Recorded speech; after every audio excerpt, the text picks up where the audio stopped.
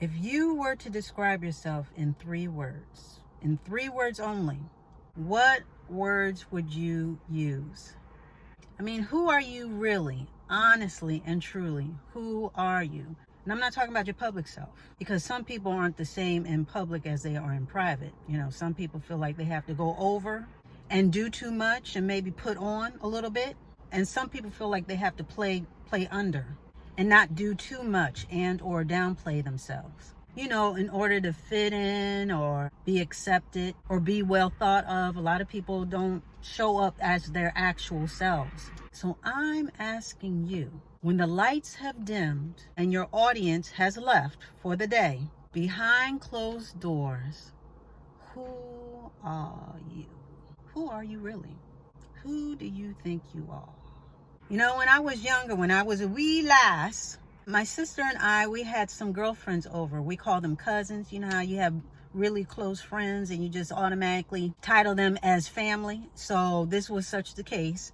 It was 3 sisters, okay? And we just call them cousins. Cousin so-and-so and cousin so-and-so and cousin so-and-so. Anyway, so one summer they came over and they spent the night. We were just kikiing and ha-haing and hoo-haing, for a couple of days. We went to the movies, we ate, this and that, stuff that little kids do, giggle, whatever. And anyway, I guess something was brewing. I guess one day, maybe we were fussing, or maybe, things weren't going too well. And so my mom intervened and we sort of all had a powwow. And she wanted to get to the root of what the situation was. It wasn't a huge brouhaha, but there was like a shift in the mood. I guess we were fussing a little bit or whatever. I don't exactly remember what triggered this, but my mom basically had us voice what was wrong, what was going on, what's the big deal, guys, what's going on. And so I think a couple people said something, but when they got to my younger cousin, she went to say, well, she thinks she knows everything. And she was talking about me. Now, I will tell you that this threw me for a loop. My mouth hit the floor because I was shocked. I had no idea that that's what she thought of me or how I was acting, nor did I think I was acting that way. And in her saying that really hurt my feelings. It really did, because I'm thinking, we having a good time and I'm just being me. But obviously being me was making her feel some type of way, or she was perceiving it as some type of way, and she, let everybody know.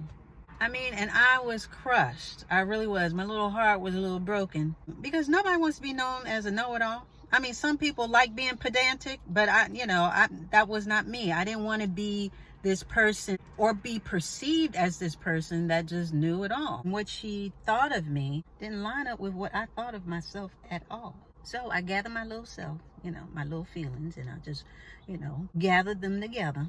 And I think I apologized or something like that and just said, I didn't know, or whatever I said. But from that point on, I became very mindful of how I would talk to people, my tone, as well as even now, I'll defer to other people as far as, what they think. What do you think? Do what's best for you. Do you, boo? I made a whole shift. I made a whole shift in recalibration as far as how I even answer questions and how I impart information, just so that I'm not perceived as knowing it all, because I honestly don't know it all.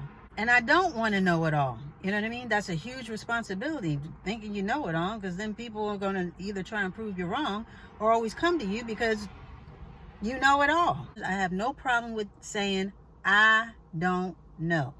And I'm always willing to learn. I love to learn. So I don't ever want to be perceived as incorrigible or pedantic. So that's how I sort of walk now through life. I tuck that away as a feather in my cap.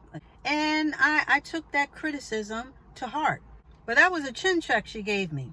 It sure was. So I recalibrated. So I say all of that to say, sometimes what we think we are, we're really not.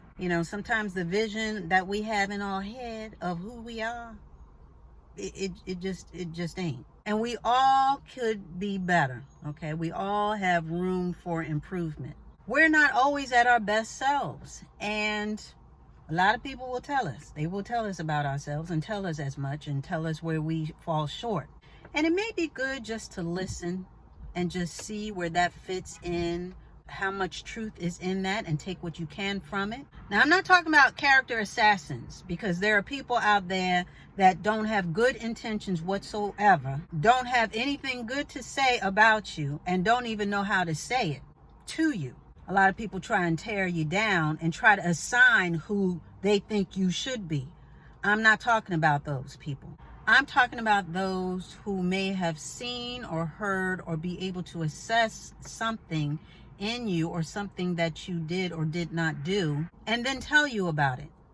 You know, sometimes listening to what other people observe, it can open or shine a light on some of the blind spots that you have in your own areas, which is a good thing, because that way you can take that, line it up with what you know about yourself, be honest, make an honest assessment and an honest audit of who you are.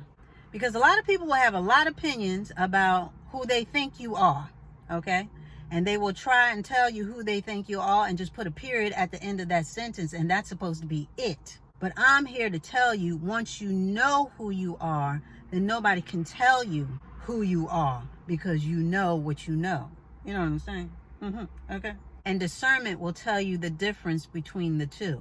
Who's trying to be a character assassin and who is really trying to lead you to an honest audit of your character. And though it may be hard to listen to, it may be hard to hear, it's good to know. It's good to know so you can readjust. Now, I've worked hard on myself. I really have. And I'm still a work in progress.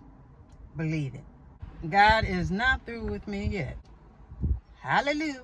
But if I were to assign 3 words to describe myself, to describe who I am, I would say God-fearing, loving, and smart. Those are the 3 words that I would use for myself.